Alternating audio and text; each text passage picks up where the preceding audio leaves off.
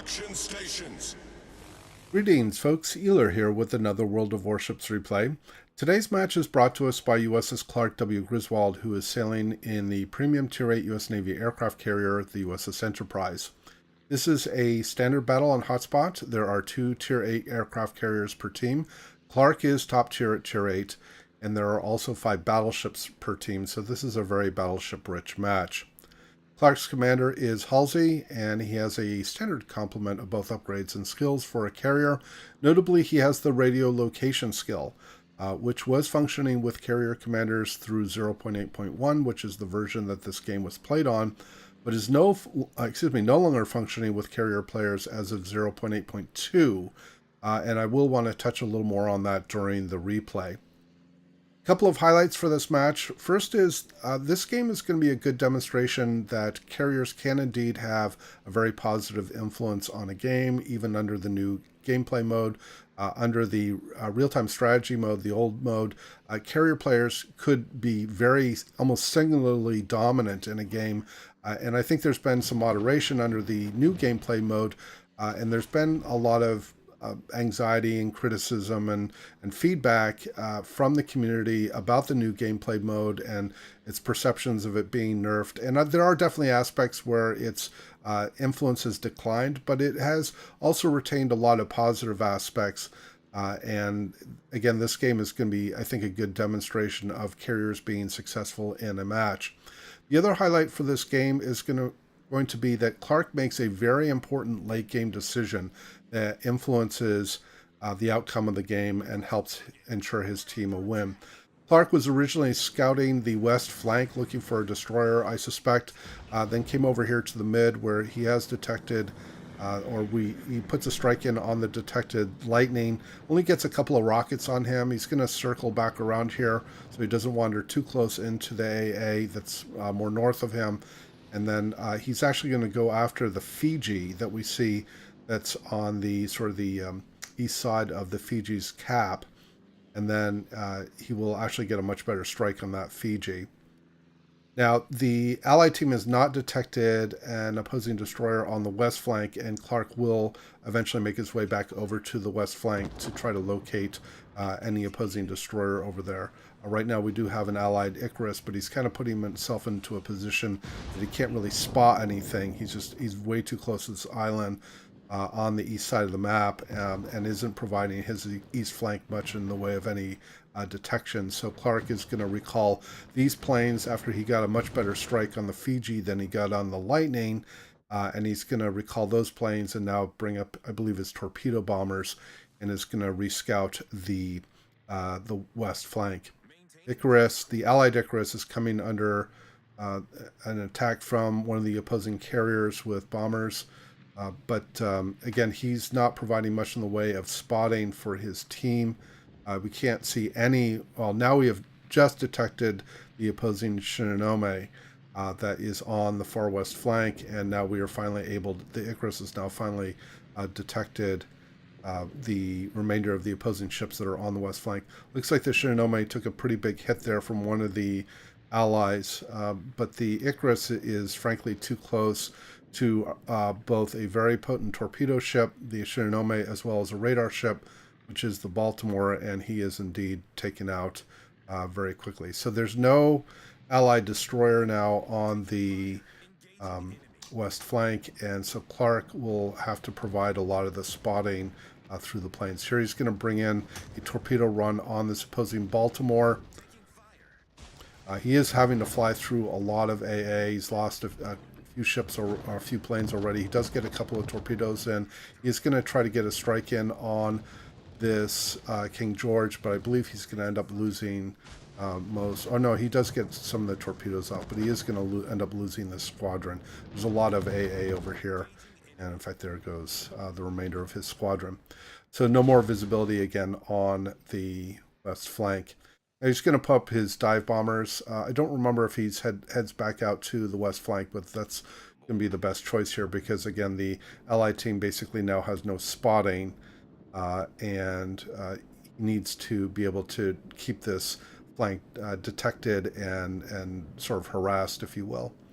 The Allied Lexington has actually wandered quite far north from his original position. I don't know if he wanted to get into a different position, or maybe this is a reflection of what I think has been a fairly common complaint by carrier players under the new gameplay mode, is that the mechanics of being able to control your actual carrier ship has been quite challenging. There's intended to be some automatic controls around autopilot and damage control and so on, which I think has frustrated quite a few of the old carrier game players, that they don't have the level of control that they want over their ship, and this has been quite frustrating for them. And so the fact that the Lexington wandered as far north as he did and is now turning back around might be a reflection of that. I don't know. Clark is going to come in here and try to get a bomb strike in on the opposing Lightning. I don't recall if he ends up getting any bombs in. We do see the gun flashes. No, it doesn't look like he got any bomb hits.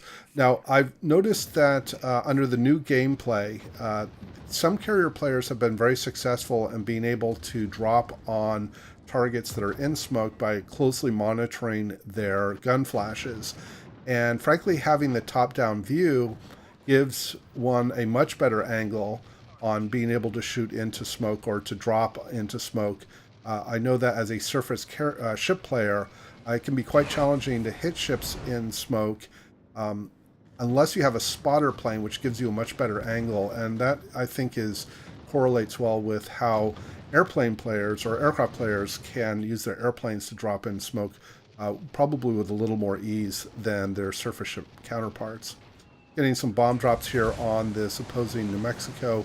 A little disappointing, but he does get a few bombs on him. He's up to almost 30,000 in damage, so he's done pretty well so far. The tactical situation so far is pretty good for the Allied team. They did lose, again, their Icarus that was on the west flank, but they have taken down 3 of the opposing ships. Although now I've just spoken, we just did lose our Allied Colorado that I believe was on the east flank. Clark is coming back over here to try to detect this Lightning. I think he's probably concerned that the Lightning is a threat to the Cap and a threat to some of these capital ships. In fact, here we do detect the Lightning. Since the Shinonome has not moved much more forward, the Lightning is probably a bigger tactical risk to the team than the Shinonome at this point. Going to get a rocket attack in here. It gets 11 rockets on, so that was a pretty solid hit. I have heard mixed feedback from the community over the efficacy of the rocket ships. My personal experience as when I play destroyers is I have found that the rocket ships are very influential. And oops, didn't quite get the kill. Somebody else got the kill. The Kagro did on the Lightning, but at least the Lightning has been taken out, and so now the opposing team just has 1 destroyer as well, which is, again, the Shinonome that's on the west flank. So again, I think there's been some mixed feedback around the efficacy of the rocket planes, or what they call attack planes, I believe, technically, in the game. I have generally found that they're pretty successful as a destroyer player. I don't know if part of it is just the aiming mechanics and learning how to leverage the reticle. Now, that's another point that I think Clark has had some objections to under the new gameplay, is that the reticle control, I think he's found, has been quite challenging. Again, that was a pretty solid hit with 11 rockets on that Baltimore. I think he is going to lose his squadron before he's able to get it down here.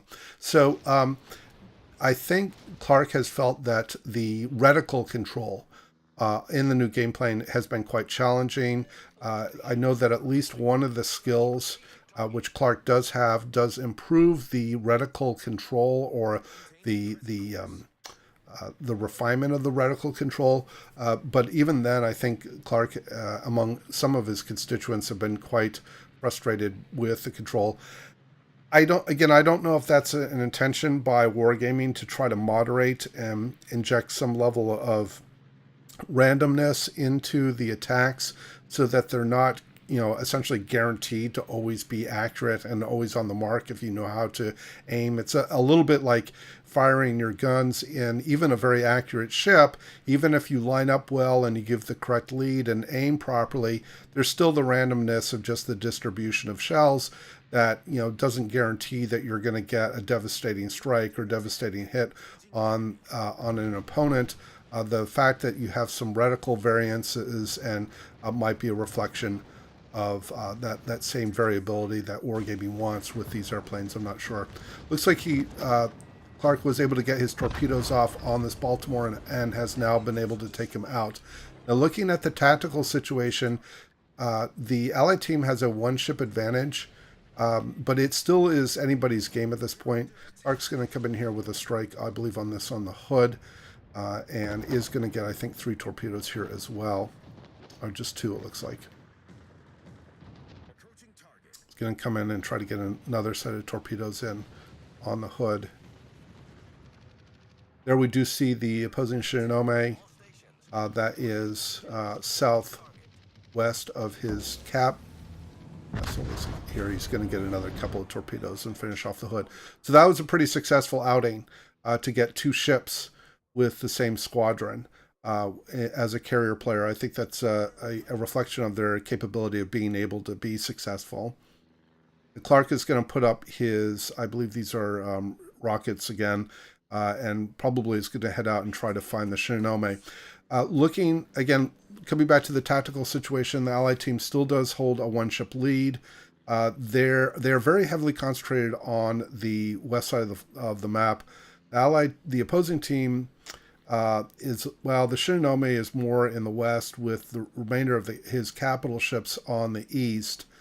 And even though the Allied team does have a fairly strong point lead here, it is still anybody's game. And obviously, since I brought this to you, this game is going to get closer before a victor is determined. The Allied team has just lost its Helena that was on the west flank, so the ship counts are now even, and the Allied team has a very narrow lead at this point.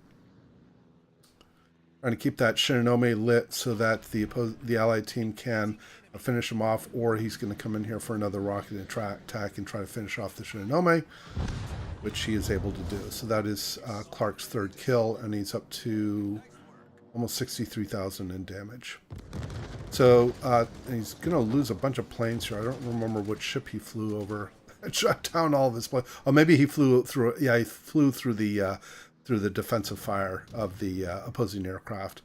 The fighter planes that are deployed as a consumable, and that's what shut down his planes. So the Allied team has, again, regained a 1-ship advantage, and the opposing team is now starting to put some pressure on the east side of their cap. And so this is going to start getting a little interesting. The Lexington has come under attack earlier, has taken some damage, and he's trying to get out of the way of these opposing ships that are moving. Excuse me, my phone is going off on me. Trying to get out of the reach of these opposing ships that are closing in from the east side of the cap.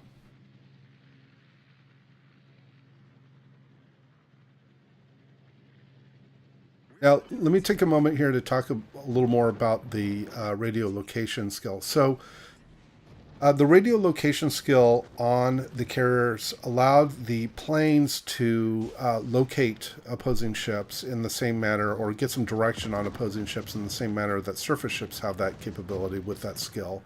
I think the objection and the concern that some in the community had, including Wargaming, was that because the planes are very fast relative to surface ships, gave them a distinct advantage in being able to locate opposing ships. And where in the with a surface ship, even if you have radio location and you have the general bearing on maybe, let's say, a lone destroyer that's somewhere, it may be impossible to narrow in or get to that destroyer. That destroyer still had a means to get away and not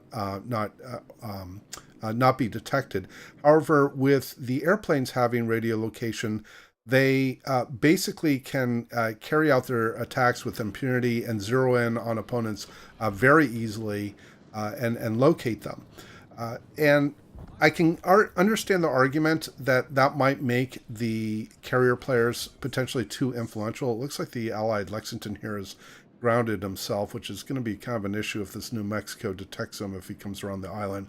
But I can understand the argument that if the carrier players with radio location might have too much influence or might be too capable from a balance perspective. But there's a very important gap or issue that arises if they don't have this skill, and this is something that Clark has had strong objections to, is that because the radio location skill no longer functions with carriers, Clark, even as a surface ship, his ship alone, is not going to be able to counter an opposing, or will find it very difficult to counter an opposing destroyer or some other opposing ships that may be flanking him and get into a position to detect him as his carrier ship and take him out. And so I think there's an argument to be made as well that, maybe the planes themselves don't benefit from the radio location skill, but the surface ship, the carrier itself, maybe it should. I'm not sure how that would get implemented, but at least it would allow a carrier player to be able to identify and defend itself a little more easily. Conversely, you could argue that if it has radio location, like we are seeing the radio location skill being used here on the surface ship, it might still give the carrier player a pretty strong advantage, even if the planes themselves don't have the radio location. The carrier player could always toggle back to his surface ship and try to get at least some bearing on where he should fly his planes if they're trying to locate, let's say, an elusive opponent or something. So I'm not sure where the best balance lies, but I kind of understand Wargaming's perspective as well as Clark's perspective, both the pros and cons of the radio location. All right, so let's come back to the game. The situation now is that it is even. Both teams have both of their carriers, and we're down to a little less than 3 minutes. So obviously the carriers are going to be going after each other. Now, you'll notice that Clark has made a very interesting and frankly critical decision that will affect the outcome of this game. He has moved his ship to the cap of the opposing team. And he is making, there's a couple of valid reasons for doing this. First is, it's going to allow him to send off his planes and recall his planes much more efficiently in his attacks against the opposing carriers. But maybe more importantly, and this is exactly what's going to happen in this game, is that it will allow him to get into the opposing team's cap and halt their point advance so that they will actually start falling behind in points. And this will, and provided that both himself and his allied carrier can stay alive, that will help ensure that they win. He's coming under aerial attack here. He's steering into the torpedoes, obviously, to try to avoid them, which he is able to do. And then he's going to turn back towards the cap.